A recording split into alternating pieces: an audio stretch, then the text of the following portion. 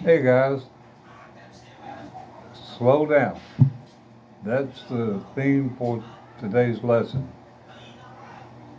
We hurry through life here and yonder, going run, run, run. We scroll through our phones like flash. But the point is, you know, sometimes that thing we chase, we often never catch because we don't slow down. You need to think about that. I'm not going to try to explain it, but think about it. Now, on to the lesson. Yesterday, we learned how to use the simple shape to make major triads. We used this little simple shape here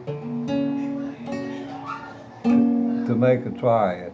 Now, today, we're going to cover the minors also.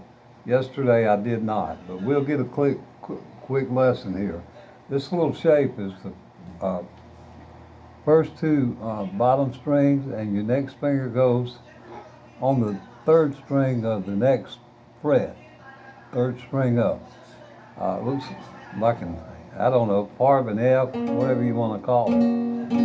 Okay, now, uh, you learn the top string here, you learn what the notes are, and you will be able to identify the keys. So, those are the goals for this lesson. Again, yesterday we worked on the majors, so I'm just going to start. I'm hoping everybody knows by now that's the G triad. It's on the third fret, the bottom two strings. And why is it a G? Because E, F, F sharp, G. E, E, F, F sharp, G. Okay, so that's our G triad. Where our G chord comes from. Now, if we move that up one, we get G sharp. We move it up one more. What comes after G in our alphabet? A. Okay. Move it back, we get G sharp or A flat. Flat and G sharp and A flat are actually the same thing, depends on what scale you're playing in. But we want to learn this pattern, and we want to memorize it. Okay, what is this? This is our A.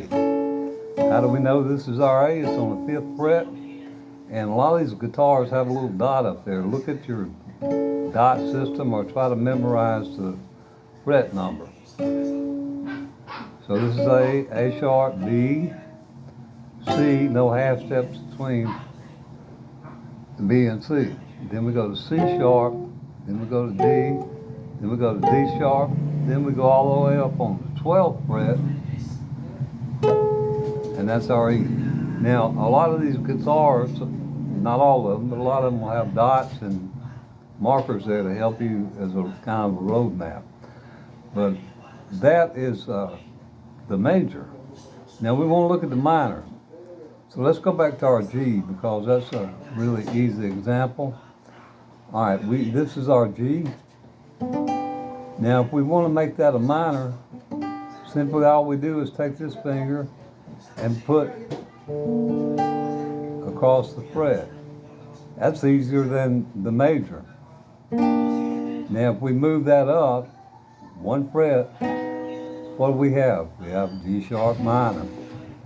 What do we have now? A sharp minor, B, C, C sharp minor, D, D sharp minor, 12th fret, E sharp minor, or E minor.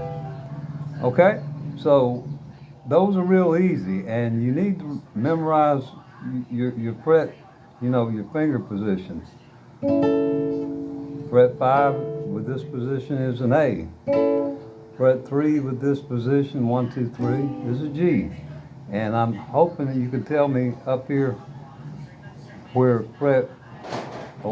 what is a C?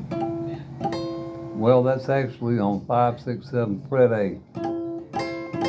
So learn to memorize these shapes and the positions And actually you'll be able to play with any other a guitarist and not clash with the sound. If both players are playing G chord or a rhythm, that's not gonna it's not gonna sound very good. It's gonna get muddled.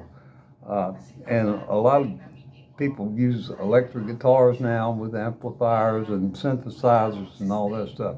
So learning these triads will allow you to play and accompany anyone that is playing in that chord progression. So I would encourage you, if you have a friend, y'all maybe sit around and one do the G, C, and the D up here in the open position. The other get down here, do the same G, go up here to the 8th fret, to the C, and where's D? C sharp D, up there.